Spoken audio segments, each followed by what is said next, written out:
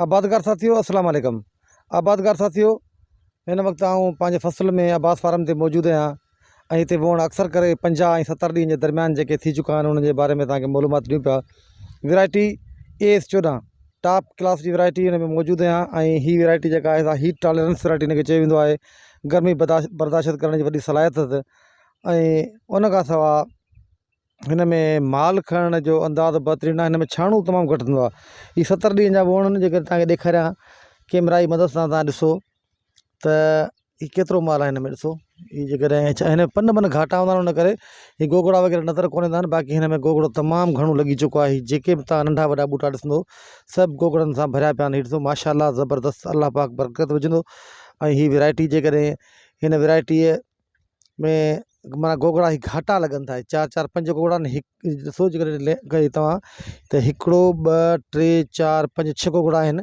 अहिड़ी तरह सां हिन लेन में 6 गोगड़ा आहिनि। ईअं गोगड़ा लेनूं बि अथसि पर गोगड़ा वेझा वेझा गुतियल लॻनि था।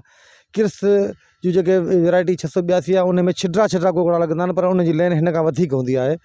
ऐं हीअ जेका वैरायटी आहे इंतिहाई ख़ूबसूरत वैरायटी आहे, ज़बरदस्त आहे। ऐं हिन में जेको अञा हाणे 70 ॾींहं जेके थिया आहिनि हिन में हिन ते कंहिं क़िस्म जो जीत जहिड़ो जेको हमिलो कोन थियो आहे ऐं बहितरीनु फ़सुलु आहे। मुंहिंजी पसंदीदा वैरायटी आहे। हर माण्हू जेका वैरायटी लॻाईंदो आहे पंहिंजे पासे उहो उनजी साराह कंदो आहे। ऐं हक़ीक़त में जेके जिन्सूं पंहिंजो काटन जूं आहिनि इन्हनि सभिनी जी पैदावार सलाह 25 खां 35 मण आहे। जेका वधीक पैदावार ऐं अॻे ई चवंदो आहियां त जेको आबादगार खणे थो उहा पंहिंजी महिनत पंहिंजी विज़डम दिमाग़ सां जेका हिन जी प्लानिंग कंदो आहे त हिननि जा फर्टिलाइज़र प्लान कीअं हुजनि, दवाऊं कहिड़े क़िस्म जी हुजनि, इहे जॾहिं माण्हू तरीक़े सां सिस्टम सां ॾींदो आहे त पोइ पैदावार वधंदी आहे यकीनन। ऐं हिन वक़्तु हिन साल जेका पोज़ीशन रही आहे त पाणी जा जेके सिचुएशन आहिनि पाणी कोन आहिनि उन करे फसलुनि खे एकी अची चुका आहिनि। जॾहिं हीअ 70 ॾींहं में हिनखे 3 पाणी आया आहिनि त इहा हालत लॻी पई आहे। पहिरियों पाणी काहे वियो आहे, 3 पाणी पोइ लॻा आहिनि, यानी 20-21 ॾींहं लॻियो था वञनि। उन जे बावजूदि बि अलाह ताला बरकत विधी आहे सभिनी फसलुनि में। त हिन साल जेको वण जो फसुलु आहे त मुंहिंजे नज़र में लास्ट ईयर जे फसल खां बहितर नज़र पियो अचे। हिकिड़ो त पेस्ट प्रेशर कंहिं क़िस्म जो कोन्हे को, अञा कोन आयो आहे। ऐं हेॾी गर्मी हुअण जे बावजूदि तव्हां शेडिंग ज़ीरो ॾिसंदो, माना शेडिंग थी कोन्हे को। ऐं माल जेको आहे त 20-25 गोगड़ा जेके आहिनि त पका थी चुका आहिनि। जॾहिं त किर्स में गोगड़ा जेके आहिनि त 30 ऐं 40 जो रेशो आहे। ॿियनि वैरायटियुनि जो जेको रेशो आहे सो 20 ऐं 25 जो आहे, यानी हुन में वधीक गोगड़ा आहिनि, हिन में कुझु घटि आहिनि।